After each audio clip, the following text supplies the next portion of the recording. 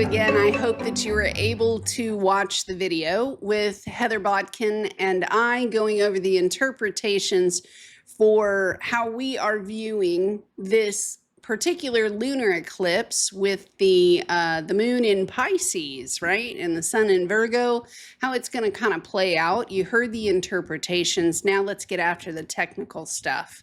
I'm going to show you how to apply this to your own chart. Yeah, I'm going to teach you some astrology. If you're new to astrology, I encourage you, go to www.astro.com. In the extended chart section, you can choose, to pull up your own chart to plug yourself in. And we encourage you to do so. In fact, everyone had to start somewhere, including me. And when you get to your own chart, please print it out. Print it out. Those of us that are avid astrologers, we're nuts, okay? We have books and journals and all sorts of notes and scratchings.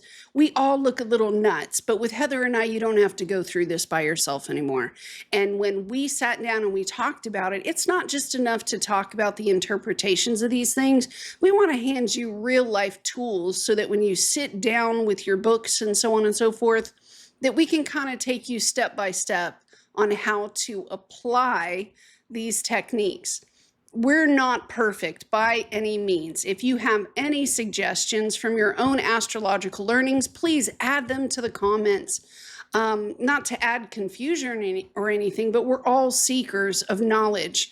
And the way that I kind of see it is, if you're a student, you're a lifelong student, especially when it comes to astrology. You could probably spend the rest of your life just going after one rabbit trail and you still would not get enough information, okay? So the more that we speak with one another, the more that we kind of do the think box thing together, I think the more effective we're going to be as a team. So this is my input, my favorite part. I'm a natural teacher. It's what I do best. And trust me, I've been really excited about giving you this part for like days. So let's go ahead and get after it. Okay, so let's go ahead and start with this lunar eclipse and the strength of the lunar eclipse. If you see right at the very top, there is a way to gauge for strength. You can rate it with strength. I am using Celeste Teal's book. It's called Eclipses, go figure. But I can put that link down below this video for you guys if you'd like to get the book for yourself. That way you can read the book and learn, so that you can read the book for yourself and do what I did and underline all the rules, right? And you scribble them all down. You practice it a few times. Like Heather said earlier, eclipses come roughly every 6 months out of a year. And you can practice this for yourself. So personally, I went through the book and I used the rules and I gauged the strength of this particular lunar eclipse at a 7 out of 10. That's pretty strong, actually. One of the markers I like to use, but I don't like to use, right, was the year of the George Floyd incident here in the United States. That particular eclipse was a 6 out of 10. So you can imagine how life-changing this particular eclipse will be as it's one step stronger. If you have not yet begun to feel the effects of that in your personal life, I'd be like, really? Let's go ahead and go to the degree points right there. 15 degrees of Pisces, 40 minutes, okay? 15 degrees of Virgo, 40 minutes. And for those of us with a little bit more intermediate skills, if you want to use the compass bearings, that is there. I provided for you as well. Because some folks like to try the midpoint work in their own chart. And that's basically taking 2 points and then going to the halfway point. So if you are doing midpoint work for your own personal interpretations, there you go. There's your freebie. You're welcome. Please do not forget that if you're using the books inside degrees, which is right here, Got that right here. Inside Degrees by Elias Lonsdale. Excuse me. This book right here by Elias Lonsdale. And we're also using the book, The Sabian Oracle, 360 Degrees of Wisdom by Linda Hill. If you have not purchased this book for your own astrological interpretations, please do. This book has been life-altering to our studies, both me and Heather, and it's kind of crazy because we were both using her book, and then we ran into each other and we were like, no, you're using our book too. Very, very wonderful for interpreting kind of like, I guess you would call it Hermetic degree astrology. We're kind of like a jack of all trade, master of none in this house. But who can say you can blame us, right? There's enough astrology to go around for everyone. Moon at 15 degrees, Pisces, which is where the North Node is at. And because the moon is conjunct the North Node this time around, it is going to bring more of an intensity. If you do have that question of, yeah, but Miriam, do I add to this number 7, or did you already include that in the equation? Yeah, I already included it, so you don't have to add any more intensity. Thank you very much. I think we've had enough. The sun, which is going to be opposite the moon, it is an eclipse, is going to be at 15 degrees Virgo. So here's some extra words for you guys if you want to pause the video. You know, typical Piscean words that you would find in any Google search or any YouTube video that would be describing Pisces. Also, some words for Virgo. No, that's not the end all be all in the descriptions for both Pisces and Virgo. I highly encourage you, though, that if you're going to use AI for your studies, to kind of take it easy. AI has not yet been uploaded with all of the astrological information that would form the basis for an interpretive design. The AI still needs human involvement. So if you're using AI in your studies, just know that you might want to cross-check your work with a good internet search, if not even better, to get a book and to read the book like we did. Okay, so this is a total lunar eclipse, which means that 100% of the moon will go missing. It'll go dark. The eclipse is a total lunar eclipse. And let's go ahead and go over to one of my more favorite sites. This is www.timeanddate.com/eclipse/lunar/2025- September-7. The lunar eclipse, it lists pretty much all the eclipses for like any point in the future or the ones in the past. And it is a very interesting site. You can watch what the lunar eclipse is going to look like, and it'll show us how much coverage the Earth is going to get in the way of the sun. It's going to cover the moon like that. Now, when there's a certain percentage of the moon that gets covered, right? They will tell me, I won't even tell them or anything, but pretty much 100% coverage is going to happen. And so they call it 100% of the umbra. There's also this very cool table down here at the bottom. It does alert us when the eclipse begins. Now, I am in Texas, so I am on Central Time here in Texas. If you do pull this website up, you can definitely plug in your location and it will show you via your world time place, your time zone, what time it will start where you're at. So for me, it's going to start at roughly 3:28 p.m. in the afternoon, and it's going to go for about 5 hours, and that's through the whole experience. The maximum eclipse time is going to be September 7th at roughly 6 p.m. 11 minutes.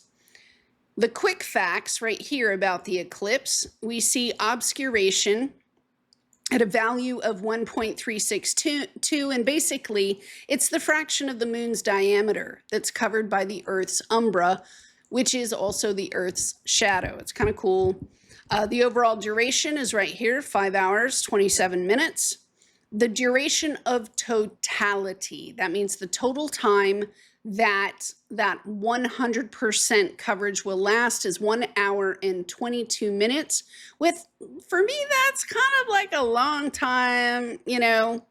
I'm used to usually solar eclipses lasting about 3 hours. This one, that's fairly long. That's fairly long, I would say, for a lunar. Yeah. So more percentages and a fraction of the world's percentages around like the globe on who and where will be able to see the actual eclipse take place. This is another great picture of what it's going to look like as it does its thing right there. So this would be at the beginning, and I guess it's going to take its sweet time. The sun will be shining over here on the eastern portion of the world, and I'm going to hit play. You can see the sun move. The moon is moving over Malaysia and Asia. Start heading towards the east coast of Africa, and pretty much this huge swath of where I would say Siberia, the steppe region of China, we start looking at areas that would hold a lot of where those earthquake activity has been at: Afghanistan, Uzbekistan, Tibet. Here we have the Himalayas, Pakistan, India. China is right here. A very large portion of Vietnam and Cambodia, and it reaches all the way down into Indonesia and Malaysia. Notice that it also includes here, it does include Koreas, and it does include the Philippines and Guam, Taiwan right up here, and a portion of Australia down in the south. Let's not forget those good, fine folks. And over here we have Madagascar. Ethiopia is another portion of this. Portions of the Middle East here with Saudi, Iran, Iraq. It just cuts right up through Turkey. This is a very large swath. Now, let me go ahead and dispel some of the topics. I guess you could say there's some folks that would say, oh, this is going to be the section of the world that's going to be affected by this. Nah. Slow down, calm down, Pepe. This is the area of the world that's going to be seeing 100% totality. Like, they're going to be able to stand outside and see the moon go silent, okay? They're going to see the moon go silent. Whereas those of us that are on the fringes, like there's folks in Alaska that could stand outside, but they'd be looking at it from an angle. The events that happen during eclipses affects the globe. Like, all I have to say is Amazon.com. Is there anyone that you know that doesn't use Amazon.com? We're a global marketplace. We are affected by what happens to each other at this point. So this does also, if I sit back and look at it from like a geopolitical perspective, you're looking at a lot of shipping lanes. A lot of shipping lanes, right? The Suez Canal right here that cuts through from Egypt, that goes all the way down to the tippy tip and makes that round point around the Middle East right there and opens up into the Yellow Sea. And a lot of traffic, shipping lanes moving back and forth through this particular area. There has been a hot topic, right, around semiconductors that's been going on with Taiwan and China. So is that any more heated than what is currently happening in South America right now, right? In Venezuela? Not really. Both are kind of a hot topic.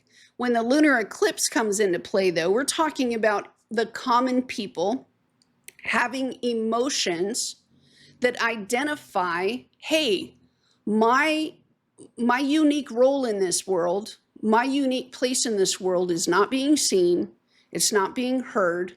I've tried to tell everybody a couple of times, and we're out of time, which means that I need to make a break that might even break my own heart. However, this break will help me to get more in line with who I need to be in this moment. You can laugh at me, you can cry at me, you can do all the stuff. But I've heard this whisper at the back of my mind for several years now, and I need to pay attention to it. Now, if all of us around the world are feeling that way, you can imagine, because this area here in the world geopolitically still has pirates. Now, I'm not saying that South America or the northern portions of South America doesn't also have pirates, but I bet you $1 million, not as much as this area over here. So that had nothing to do with anything. A little bit of Miriam doing a geopolitical talk. All I'm saying is that if shipping lanes are disturbed in this portion of the world and a lot of people are needing to go in for what's best for themselves, I would also keep an eye on the Yellow Sea. I would keep an eye on, perhaps even around Malaysia and Indonesia. There could also be earth effects that happen in this area. I do know for a fact that the Himalayas and the earthquakes that are happening over here, it's creating more of a rumble, right? More of a crack. And a lot of these islands down here, the seawater is rising. It's rising. And the atolls are disappearing. If you don't know what an atoll is, it's an island where the water is rising and rising and rising until there is no more island. Bye-bye. Okay? So we're looking at actual, even over here on the western portions of Australia, a lot of the coral, the natural coral beds that are over here. And when you start moving water from, right, Antarctica and the icebergs that are melting, the icebergs that are cracking off and creating huge tsunami waves are disrupting normal fishing trade that would happen in these areas for these countries. It is kind of a big deal. Lunar eclipses rules water. And if you've seen a lot of the typhoons that have been heading this way, right, out of the Pacific towards the eastern portion of China, those typhoons have been insane. The water has been crazy, the water rising. I've seen more videos of poor China having huge water just going through cities and just wiping out infrastructure. It's been awful, awful, awful. We may see more of that with a lunar eclipse. Why? Because a lunar eclipse rules water, and the moon rules the pushing and the pulling away of our tides. So during this lunar eclipse, I would say over the next, week and a half, 2 weeks, 3 weeks, we may see more waterworks. That's all I'm going to say. Horrible, horrible. I hope we are there for one another during these times.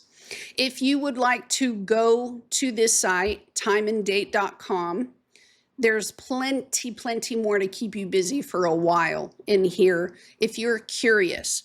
I'm going to go ahead and head back over to the presentation. So when I say that this eclipse is total, now you know that 100% coverage is happening. 100% of the Earth's shadow is going to be covering the moon, okay? Basically, we're going to get in the way of the moon and the sun, and the moon's going to go, hey. Now, what does that mean astrologically as a further interpretation? It basically means this. From my experience of doing astrology for like the past 9 years and working with people's charts, I've seen that when the moon is interrupted like this, secrets come out of the woodworks. It's almost like all the cockroaches come running out from underneath the house. It's really crazy because it'll show us things like the clarity will come in with a bell. You'll hear it out of your right ear and it'll go ding. All of a sudden you'll open your eyes and it's as if the mist goes away.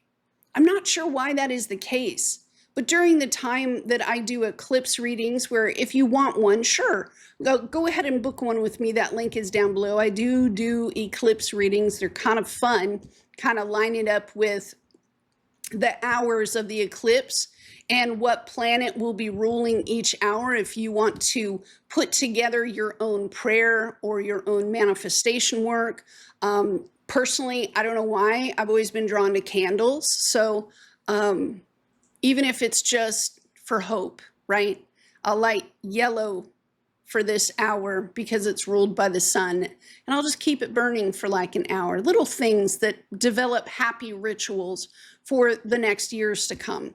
But I do see that a lot of truth comes running out, and people all of a sudden, I didn't know that that's the way it really was. So, you know, this eclipse, it brings with it, with that Pisces moon conjunct the North Node, there's going to be waterworks with Jupiter and Cancer trining it. There's going to be some waterworks. Okay. Now, when we start moving forward and we're looking at the charts and the stuff that I'll be showing you, I just want to show you on the grander scheme of things why we start looking at angles. Okay. This is a picture, and you can see where NASA and whoever else took this picture, orbital position, folks that study electromagnetic fields in space, these are the pictures they come out with. And man, they got some crazy ones, right? Because electromagnetic fields, they move. This little dot way out here is actually Pluto. Kind of tiny, huh? But what I like about that little dot way out there is that it actually shows us the circle of the electromagnetic field all the way around the solar system. It shows us the circle, the actual, this is Pluto's magnetic field and how far Pluto's reach goes and how many other magnetic fields of other planets that Pluto's field actually cuts through. When we look at a natal chart, it is a map. The one that we're working with is a 2D map. But don't think for one moment that we're not actually talking about real planets that can be touched, or I would not suggest you do that because you're either going to get burnt or you're going to get frozen. I think this is the only safe planet to be on right now. So I suggest you sit right here and know and learn astrology. That way you can still interact with the cosmos, but I also want you to understand it. This yellow dot in the middle, guess what that is? That's the sun. This blue dot, that's the earth. That's the earth. So when we look at astrology charts, and I ask you, please, please, please, I want you to draw a line that goes from one end of the universe all the way across to another one, straight through Earth like that. Just draw the line. It's just easier that way. You ain't got to fight with me about it, because I want you to measure one side of the circle and another side of the circle over there. We want to see what's going on both ends, right? I also want you to know and understand that there are more than one relationships that are happening in the sky at one time. Earth has more than one relationship with these outer planets at the same time. Not just the outer ones, but the inner ones as well. Let me find another one so I can show you what I mean, because sometimes these look really, really small. Oh, here's one. This one right here, this planet right there, that's another planet. So if we're looking at an angle that goes from Earth to this smaller planet, that seems like it's closer, right? That's because this particular planet is on its orbital plane, but this planet goes far, far, far away from Earth, way, way, way out there. And I know that you can't see it, but I'm going to scribble so that you can see the scribble for the orbital path of this planet right here, which very well could be Mars, okay? But it still has a relationship with Earth, yeah? Are you understanding what I'm putting down? Yes. Isn't that an interesting picture? Because it's kind of crazy how, here, let me go ahead and add a page so I can show you as all the planets move, And the electromagnetic lines, they change, right? Here. This stuff, man. Look at this. Here's one. Let me see if I can't open this up for you so you can see. This is same planets, same solar system. Nothing really changed, but you can tell that things are in a different position. Did the camera change position? Nah, the planets changed position. Here's Earth, again, right at the very center, right? Except now Pluto is way over here and having some weirdo relationship with Earth that's in the form of a teardrop. It's in the form of a teardrop. Weird? No. But we do feel that from here. And some people would be like, oh, you can't feel electromagnetic fields. My personal opinion is, I think we can. I think we can. And I think really good evidence of that is when situations like earthquakes happen. Okay, you may have an earthquake that happens at one end of the planet, and you're going to feel vibrations. Here, let me grab the Earth so you can see what I mean. Here's a good picture of Earth right there. So if there is an earthquake that hits down here, or over here in Peru, down here in southern Chile, if this rocks and it rocks over here, the wave, and if this is the central point, that wave under the Earth, in the skin of the Earth, is going to go out, and the whole Earth is going to shudder. It's going to shudder, and it's going to shake just from that one earthquake. People don't think about that. There's a ripple effect that, yeah, it happens in the skin of the Earth like that. So if you have such a ripple that would actually move itself through the skin of the Earth, I say, with my brain, why is that not a thing in space? A planet out there makes a shift and a move. We're able to see it, make this shift and move. It is my hypothesis, I guess you could say. My hypothesis is that electromagnetic fields like this will ripple through space, but when they connect their circle with our circle, I bet you money we feel it. That's all I'm saying, but that's just me. All right, let's go ahead and move along. Which planets are affecting this eclipse? Neptune. And you would say, well, duh, the moon is in Neptune. That's not always the case, okay? Neptune may be the lord of the eclipse. That's what they call it, the lord of the eclipse. And basically, it would be a lot like going back to the 1500s in the British Empire and going, me lord, because that's basically, it's not like anybody's worshiping Neptune today. I'm not. I don't think Heather is, and I'm pretty sure the dog isn't either. This is more of like a title, like, O ye Duke of Neptune. So it's a title. Be respectful. Lord of the eclipse, Neptune. Yes. However, there are times during eclipses when, let's say, the moon is in a particular sign, you would assume that the Lord is the ruler of that sign. It doesn't always work that way. You have to do each eclipse individually as it is its own kind of animal. Yeah, that's a good way. So, because Neptune is the Lord of the eclipse, it is in this eclipse, lunar eclipse, it's going to be influenced by Mercury as well. How do we know this? Because during the time of the eclipse, at the south node position where the sun is, Mercury is within 3 degrees of a luminary, which is the sun.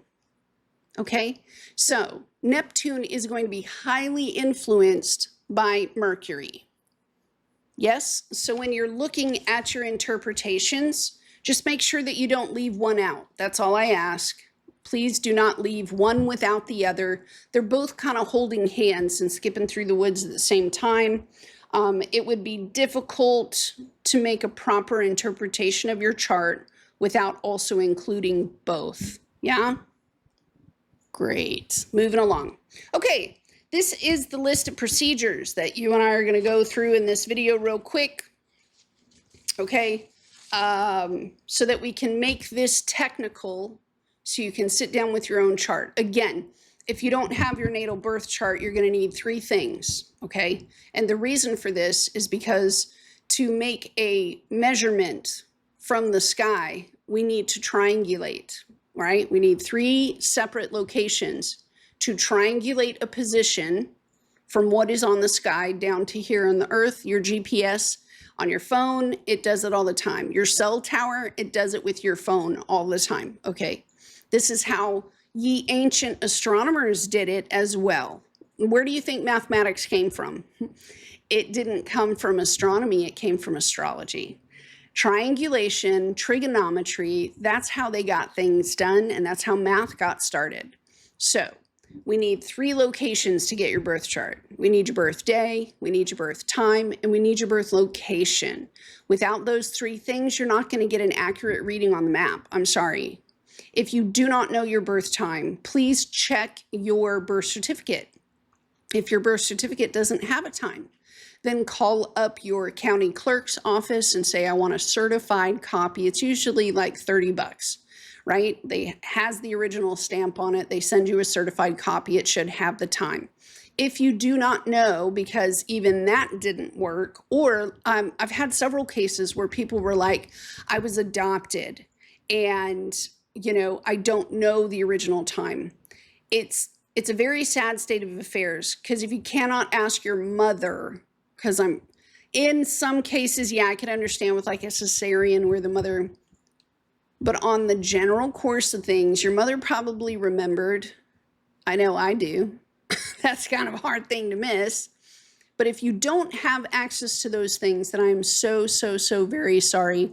You'd have to go the long route of sitting with an astrologer who could rectify your chart based off of other information, close relationships of yours, certain major events in your life. It can be done, but it can take up to 3 weeks and up to $350. Is it worth it though?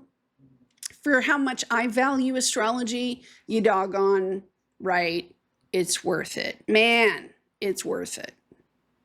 I make this face. Moving along. So, look, if you're going to track eclipses and you're really into this thing, then please get a notebook specifically for eclipses. Put that notebook where you can reach it all the time when you're studying. You want to log, make a logs note, okay? Like you're Captain Kirk on the Enterprise. Like you are, you know, Blackbeard on the pirate ship.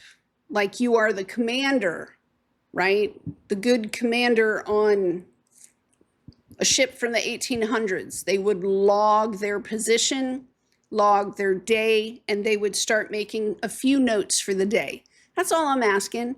Take out a journal, log the position. What is it that you're logging? Come on back to here. You're going to log 15 degrees of Pisces, 40 minutes. You're going to log eclipse, strength of intensity, 7 out of 10. You're going to log current things that happened during this eclipse that had strong intensity, that was either taken away, shifted your decisions, rocked your world in some way, because that's what eclipses do. It also tells us what's going to happen at these degree points with any transit moving over that point. We're going to cover that later, so don't stress about it. Right now, I just want you to write that down. Journal it, mark it, because for the next 5 years, you're going to be pulling that thing out during every transit, making sure that is this thing going to be moving over that location for me again? Because it will trigger the same events, the same topics that you're dealing with right now. Okay. And if look, people always wonder, why do you study astrology? Well, I don't know. I want to get ahead of the power curve. I want to be far ahead of the power curve because I'm a Virgo. I want to be prepared. So better for me to know that the moon is making a circle and coming close to that point again once a month so that I can buckle down the hatches, make sure everything's high and tight, make sure my world is taken care of and situated before that thing hits that location in the sky. That's all I'm saying. Sometimes one little change like that, people have been doing it for a long time. That's what I love about astrology. In ancient times, only kings and emperors could afford astrologers, but it gave them a heads up so they could prepare. That's all I'm saying. Heads up, right? So any topics right there around eclipses usually show themselves a few days before the eclipse happens. Journal the eclipse degree points, monitor any transits moving over that point, including the moon, and I'll show you what that looks like. Number 2, find the degree points in your natal birth chart. We're going to cover that in a second. So we're going to find the degree points, and then we're going to connect the dots. La, la, la, la. It's very simple. We're going to connect one end of the magnetic field, basically the orbital plane, to the other end of the orbital plane across the solar system on the map. Yeah? Great. Good times. Number 3, determine which houses are going to be affected during the eclipse. Yes, I have a slide for that too. Number 4, check for any personal planet within a plus or minus 10-degree orb. And yes, I can show you what that means too. Number 5, look at the other zodiac signs in either, depending on the eclipse, right? This eclipse is going to be in the mutable signs. So you want to double check, are there any other of my planets sitting in any other of the mutable signs? Because they're probably going to be affected by this eclipse as well. Write that down, right? Write that down. Number 6, determine if the eclipse line is near any major angle in your chart. So let's go ahead and step forward. Journal and log the event.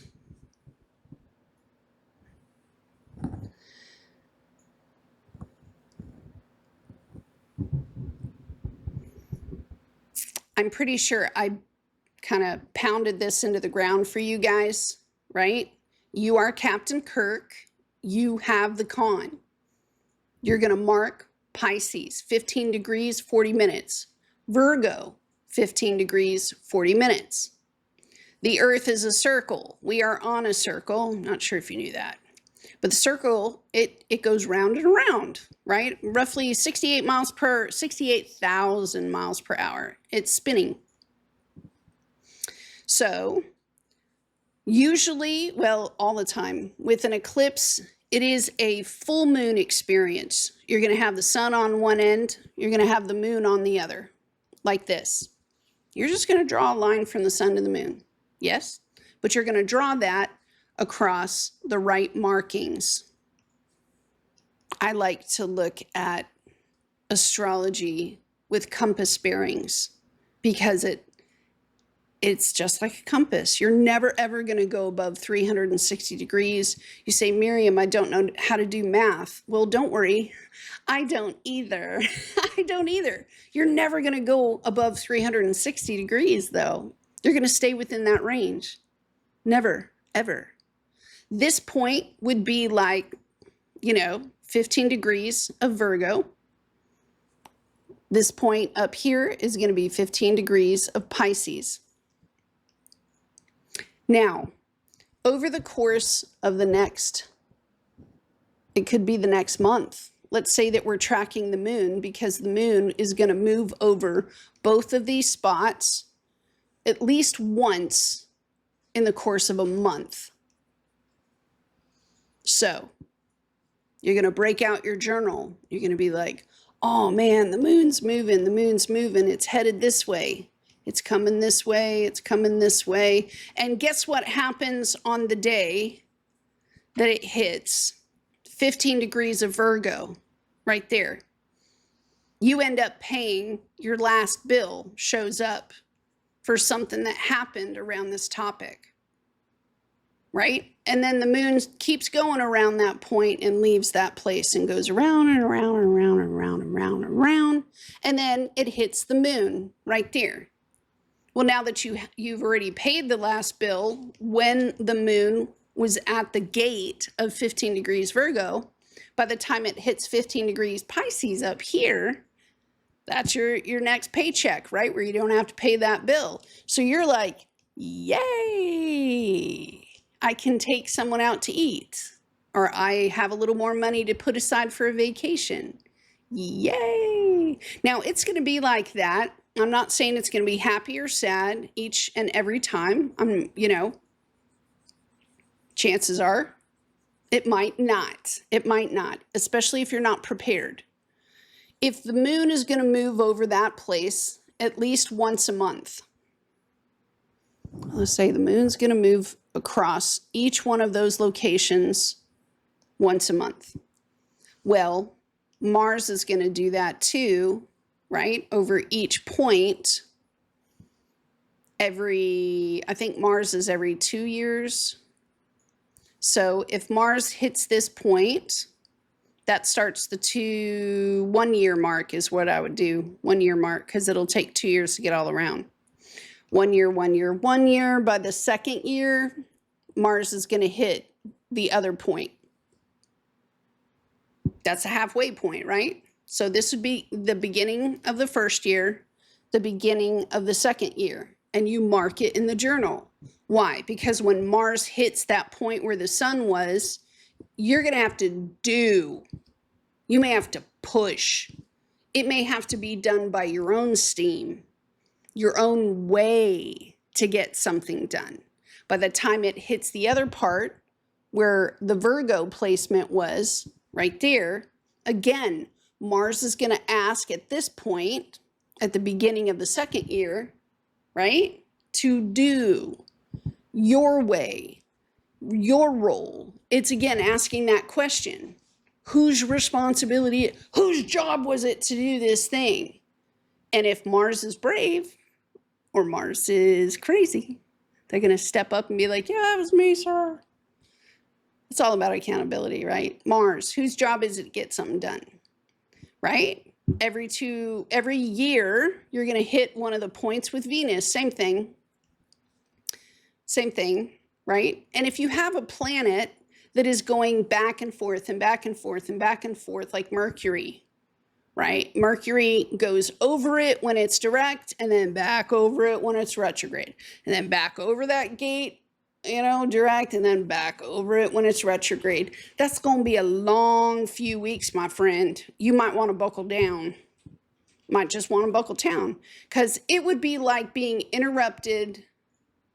If it passes back and forth like that during retrograde, it could get a little exhausting, because this topic that you're dealing with now would interrupt the flow, the natural flow of things. So you'd want to know that information beforehand so you were prepared. There's nothing wrong with that.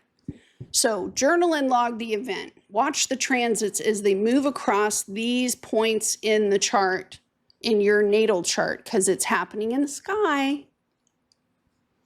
It could be useful. All right. Find the degree points and make the opposition line. My apologies for misspelling that.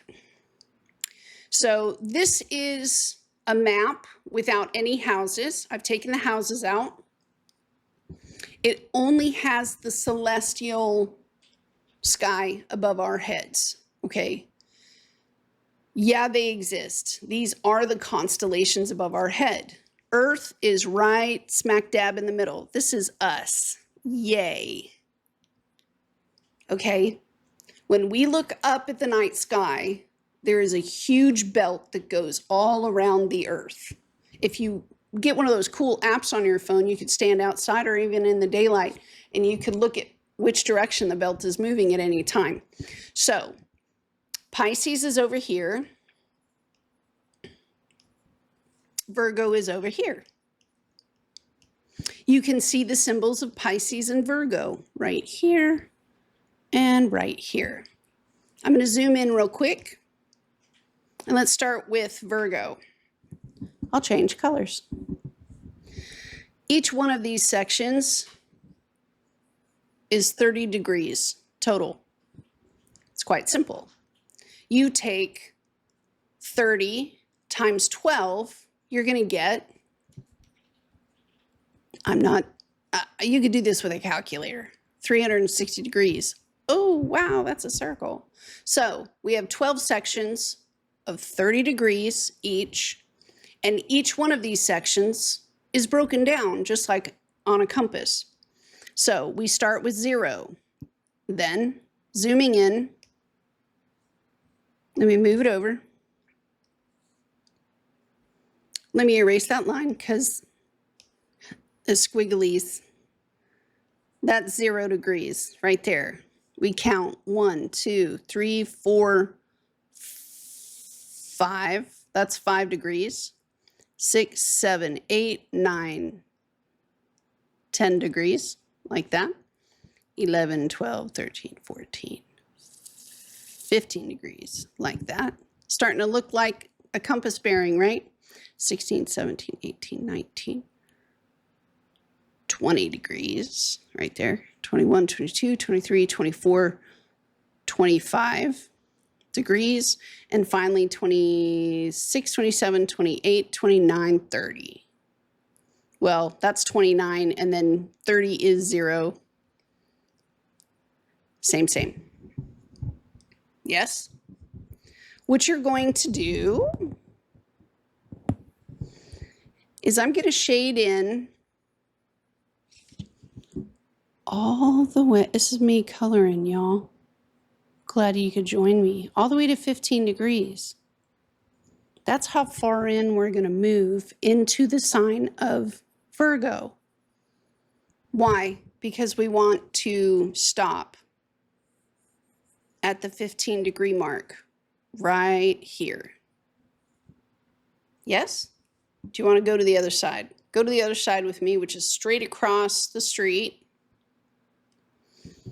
And here we have Pisces. It's going to be the same thing. It's not rocket science. This is the beginning of the Pisces line that gives us the 0 degree mark right there. So I'm going to cheat and I'm going to go up the way you would a map. If that's 0, that's 5. If that's 5, that's 10. If that's 10, that's 15. I'll go ahead and mark it for you. 5 degrees, right?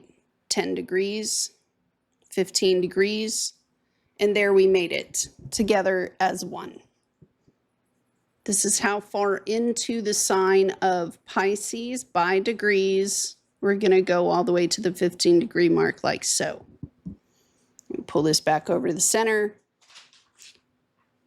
and zoom out so you can see our beautiful handiwork brought to you by letters Q and numbers 1, 2, 3, 4. Okay? We want to find the 15 degree mark.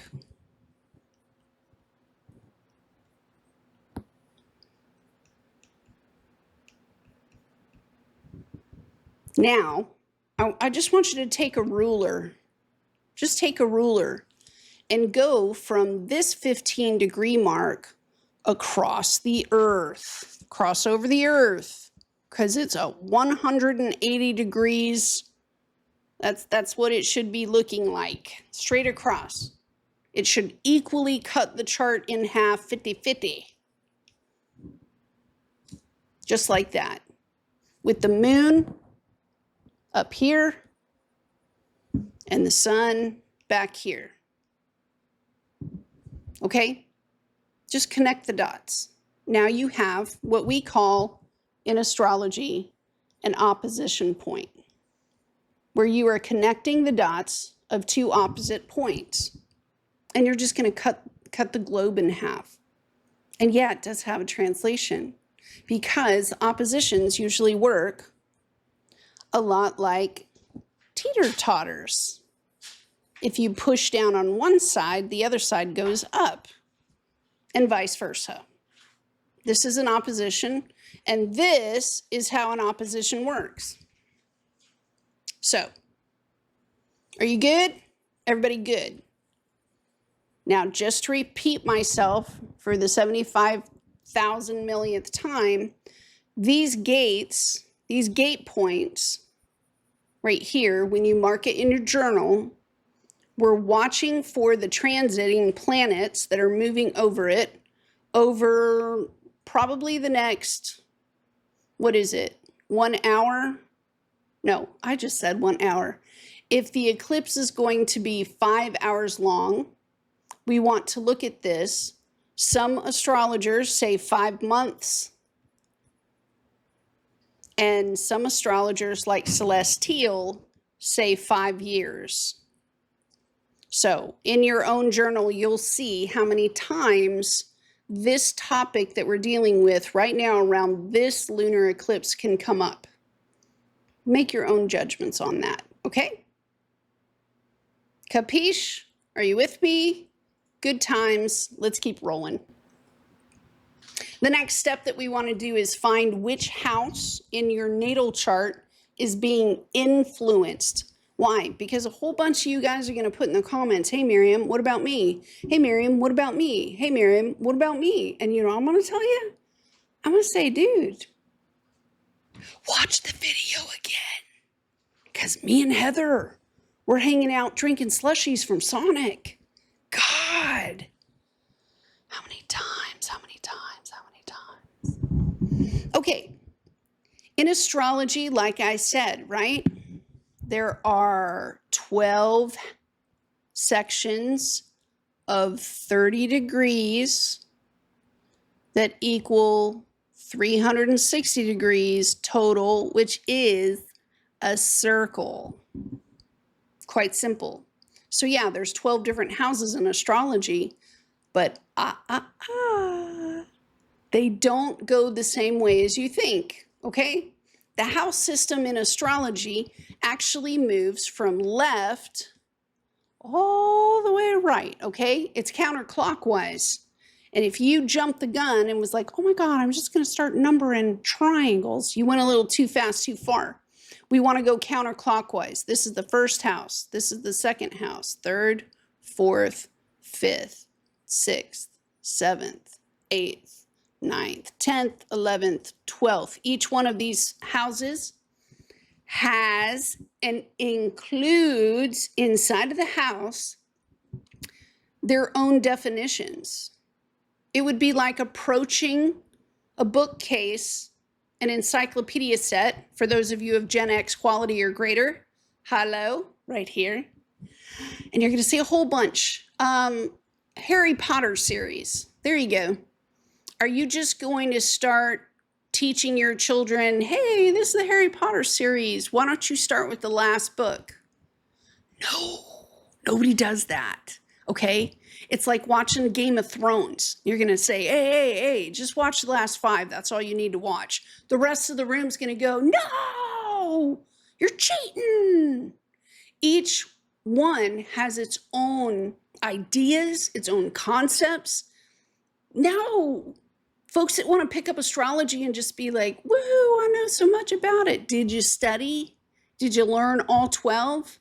Did you get so familiar with all 12 of these definitions that you're able to say, Miriam, I don't need your video. I know which houses that Virgo and Pisces rule in my chart. I can tell you everything you want to know about those houses. No, you don't, because astrology is older than any religion on the planet. Okay? We have over 6,000, 10,000 years of data that has been written in scrolls, inscribed in the dirt. You can go to from Egypt to the Mayan Empire, and you can find the scribblings of them staring at the sky and what happened on Earth. They join and combo history with time. And yeah, I guess since they started scribbling in the dirt. So no, there's always more to learn. You keep digging your foxhole. You never, ever quit. Okay. You, my friend, must find which one of these houses has Pisces and Virgo. Pisces and Virgo, right? I'm not going to go through all 12. go talk to your AI, do a Google search, pull up a bunch of YouTube videos. But if you're super smart, you're gonna go get a book. Get the book. Why?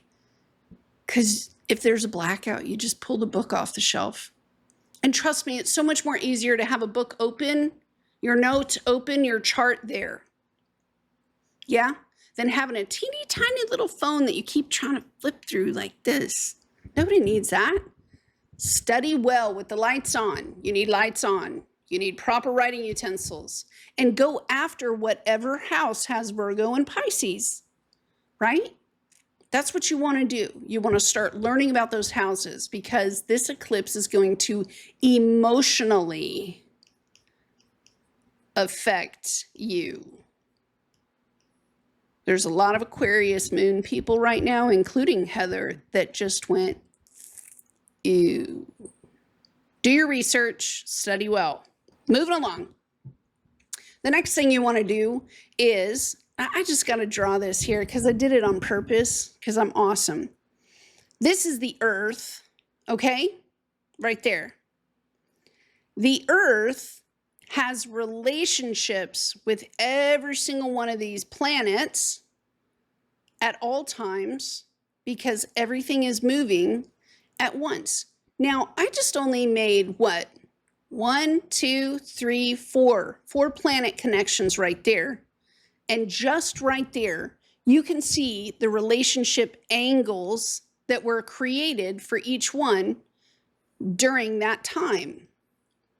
Oh, look. Isn't there a name for that geometrical shape? I don't know. I got to keep studying. Man. But each one of these angles I can color in for you because I'm a great colorer. Each one of these angles has an interpretation in astrology. One might be friendly. One might be getting a little shady over there, Mars. A little wiggly, a little wobbly. Another one might be like, awesome, thank you so much for the tools. I really needed that. You know, another one might actually link up the best parts of who you are. But according to astrology, each one of these shapes, geometrical shapes, has an interpretation. Each one of the shapes means that Earth is currently having a relationship with something else, a celestial body in the sky.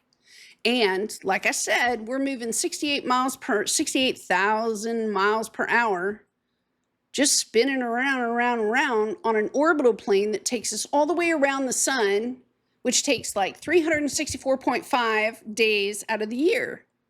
And at the same time, so are all the other friends.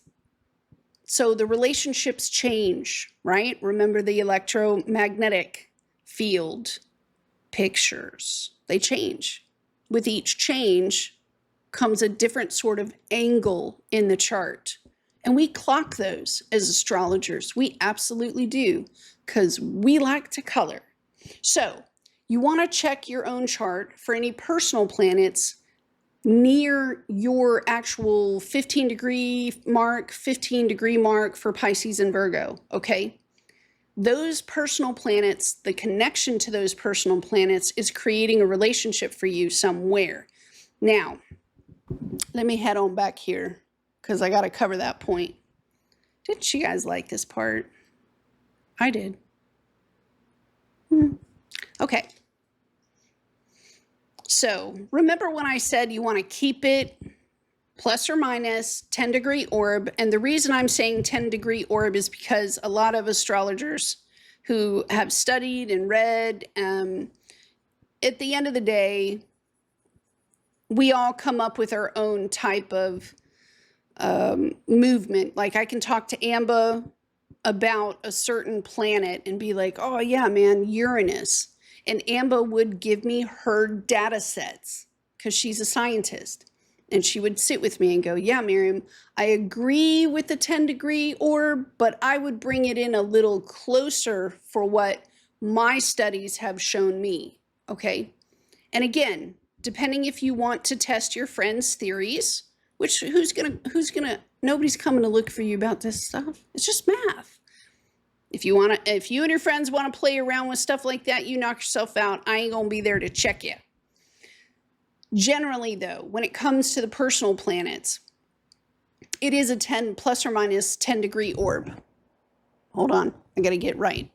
Plus, minus degree, 10 degree orb, which means going up, up, up, up 10 degrees, or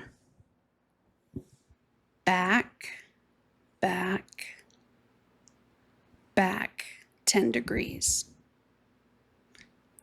Let me give it to you like this. Okay, so let's say that you are one of my friends and you're up in Minnesota, right? And this is a really large thermometer, okay? And I'm like, dude, it's freezing cold. And the thermometer has the little ticks, right, at the side. And we're looking at the mercury in the middle. And my friend is like, oh, man, it is freezing cold. Let me check the temperature. Yeah, it says negative 22 degrees Fahrenheit. And what's today's high? That's the next question, right? What's today's high again? Oh, it's only going to get up to negative 12 degrees Fahrenheit. Oh, yeah? What's tonight's low? What's tonight's low, right? Oh, man, it's getting down to negative 30 degrees Fahrenheit. That make more sense to y'all now? See what I did there? We start here, but we can go plus up 10 degrees or minus down 10 degrees. You see there's a range of motion, but not beyond 10. Plus or minus 10 degrees. Thank you very much. All right, so let's go over the steps that we've gotten so far. 1, write it down, log it, journal it, or I'm coming to find you. Number 2, you want to mark the degree points that have both Pisces and Virgo, 15 degrees, 40 minutes. Hope we made that clear. 3, we want to see what houses are affected by the eclipse, where it's going to be, which is right there. 4, we want to see if there's any planets near or far, because it's going to influence the interpretation in your life, not just on paper. You're going to have feelings about what those planets brought to the table or what those planets took away from the table, right? So planets. And so I want you to just practice, right? Let's say that we are like, oh man, I see that Virgo and Pisces are connected to my 4th house and my 10th house. Yes? I'm going to put a little 4 here. I'm going to put a little 10 there. My 4th house and my 10th house. Oh, Miriam, what does that mean? And let's just say that Pisces is up here in the 10th and that Virgo is down here in the 4th.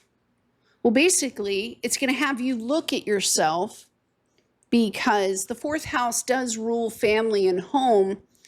But let me give you a little Miriam style with 4th house. The 4th house is supposed to be home. It's not supposed to be house. House is the 2nd house in astrology. House is the brick, the yurt, the yurt, the tent. This is the actual structure. But what makes it a home? What makes the 4th house a home, right? The 4th house is a place where Virgo over the 4th house, you come home, and because it's Virgo, everything is made with natural things, natural fibers, right? Virgo, they like clean spaces with clean lines. Virgo, that's where you get the folks like on TV and the movies and stuff, where it's an all glass home with real wooden floors. There's nothing really on the shelves. It just looks clean, like nobody was there. And you can just run your finger over every ledge. And again, like nobody's there. Yet there's a cat walking through. And so the real question is, who's cleaning your house, Virgo? Right? A home that is spotless with natural fibers like bamboo, that has probably exquisite art, that has more than just science behind it. It has both science and a story, because Virgos want to be proud of whatever this is that's hanging in their home. It would make the Virgo feel warm and in the right place with Virgo over the 4th. So those things that's inside of us that make us feel nurtured at home, it is supposed to be a place that you let down all of your walls, right?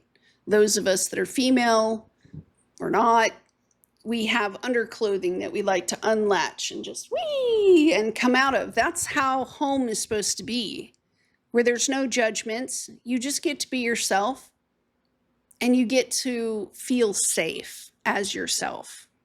So Virgo over the 4th, this could be in a way that you see yourself on the inside. And maybe in this eclipse, you're seeing that perhaps you've had a little too many high expectations for yourself.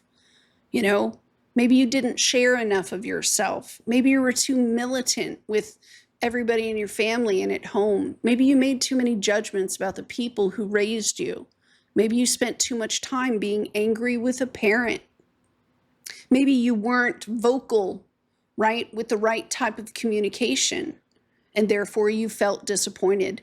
With this eclipse back here with Virgo over the 4th, you could have felt really guilty for a really, really, really long time.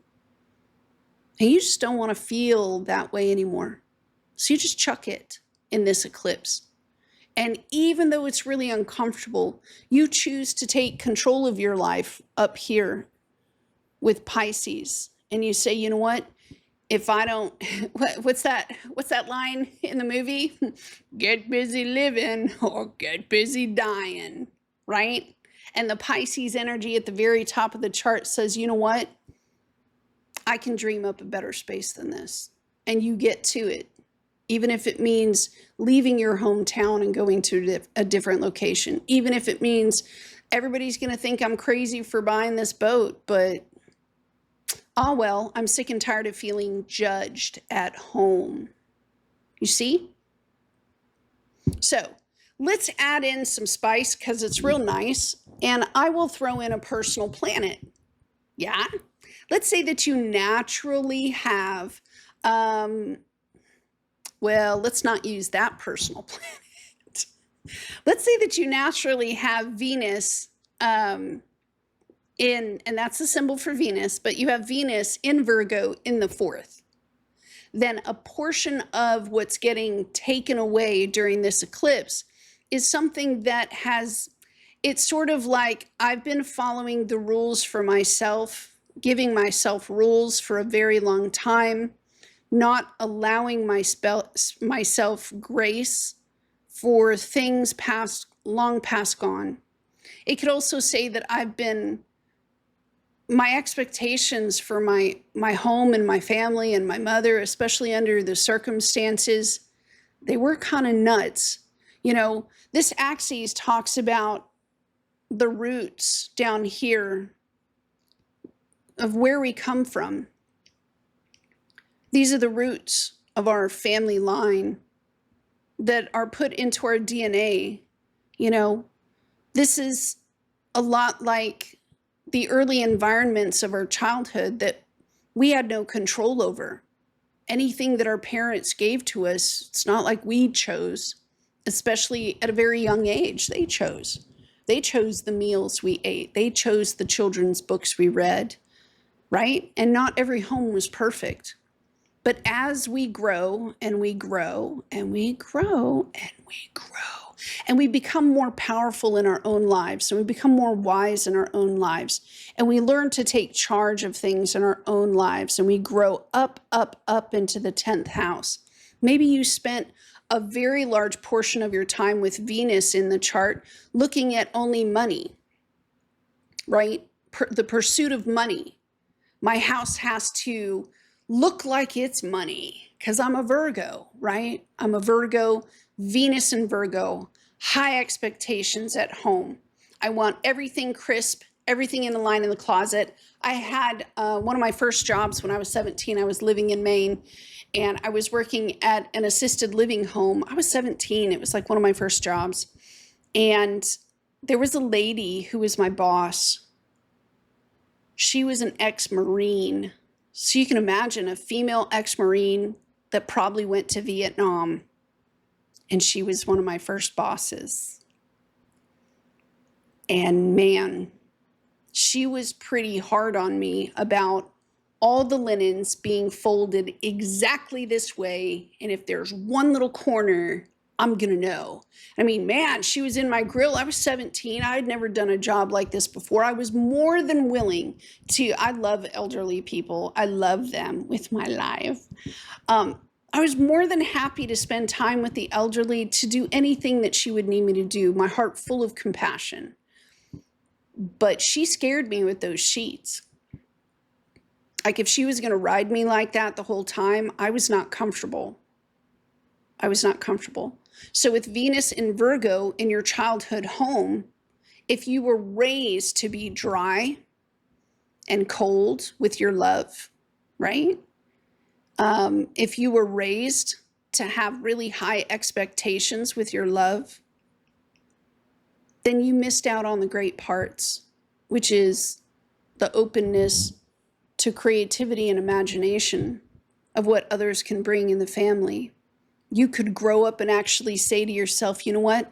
I grew up in a very dry, cold home with a lot of expectations. I'm not going to do that with my kids. And as I grow up, I'm not going to do that with my cats. Your cats are probably going to do that with you. This could also, Virgo rules pets. You could say, my mother was very dry and cold with the cats. She didn't like cats. They'd gather at the back door and she'd throw cold, icy water all over and try to make them scatter. And I thought it was cruel, but I'm going to grow up and I'm going to take charge of my animals in a different way. That's what this eclipse would be about. Even if it went across some people that would be upset about that. I mean, I wouldn't. I don't know what the cats did. This is the sort of thing that you're looking for, because whatever area that Virgo is ruling, you want to find if there's a personal planet. If the sun is in Pisces up here, then not only are you going to be asked to feel it, you're going to be asked to do it. We want the ability of a Pisces to be put into place. The sun sign Pisces, it ain't about, oh, I'm a Pisces, I'm so sweet. If you're a sun sign Pisces, it's because you need a little work there. This ain't about, it's a see-do. A see-do is, you best get seeing and doing. We want to see it in the flesh. In the flesh. Become more Pisces-like, except I don't want you to believe that about yourself. I want to be seeing it with your hands. You're a Pisces? How's that working out for you? Oh, you're not acting like a Pisces, because the only way that you're going to fulfill your mission on this planet is using Pisces toolbox.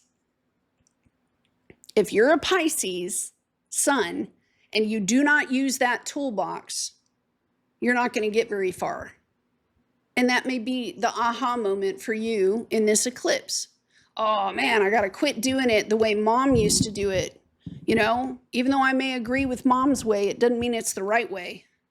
Not for this situation. Why? Because mom's not in charge of this one. I am.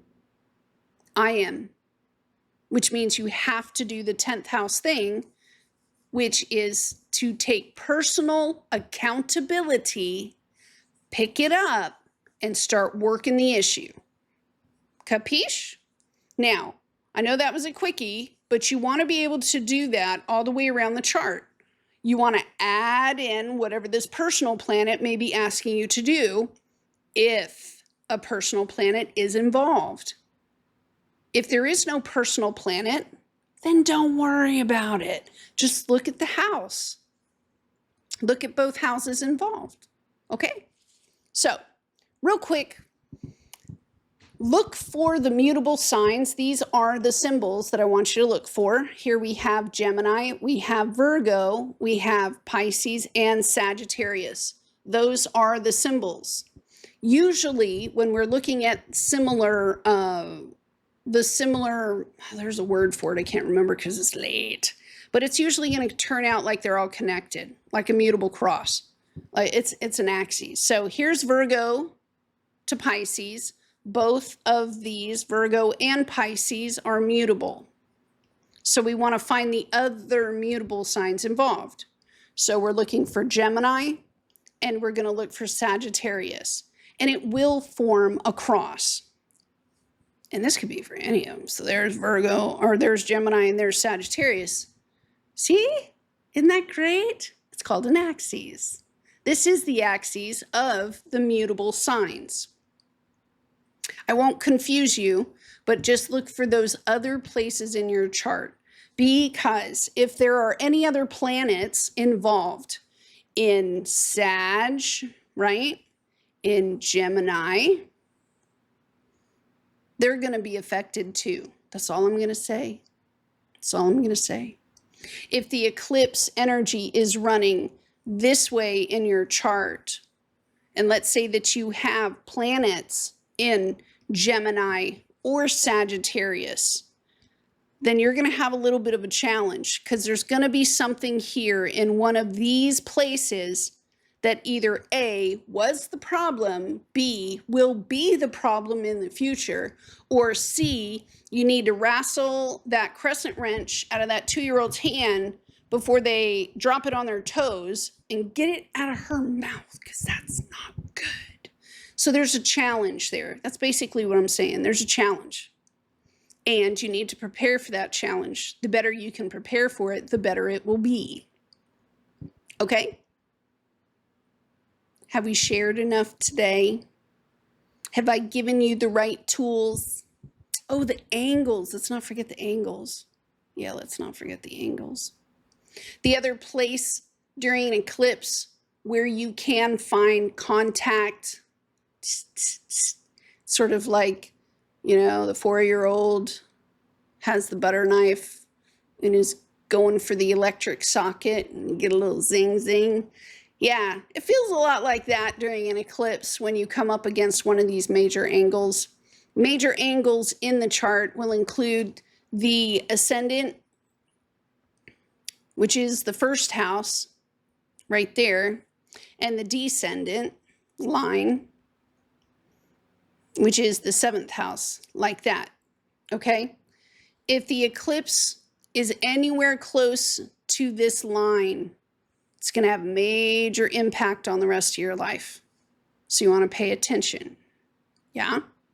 Also, the IC, which is the cusp of the 4th house, like that. And then the 10th house, like that. If anything is close to this line, this major line in your chart, the 4th house or the 10th house, it's also going to be life altering. So just as an aside, you're going to look at the major lines between your 1st, your 7th houses,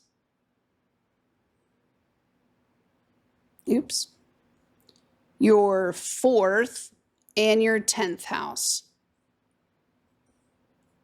Because if there's anything on these lines, this event you definitely want to track. Because it's going to come up over and over and over and over again with each transit, maybe even like twice a month, because the moon will hit one side at the first part of the month maybe, and the other side on the other part of the month. And there you go. It'll be like clockwork, especially with the moon. It'll be like, oh, I hit my mom. Oh, I hit my dad. Oh, I hit my mom. Oh, I hit my dad. It'll be like that. So, yeah, anything to put us in the best situation possible to, handle life's challenges, right? And anything that Heather and I can do to set you up for success. That's kind of why we're here. Please enjoy this video, enjoy the other video. It's always been a pleasure. We will be doing the solar eclipse videos as well, both with interpretation and the technical side of things. And don't forget to hit like on this video, share the video with your other nerdy astrology friends, and comment down below to let us know where you're from and when your birthday is. Everybody loves to tell us your birthday. We love to hear it. You guys have a good day, a good eclipse, and a good week. We'll talk to you soon.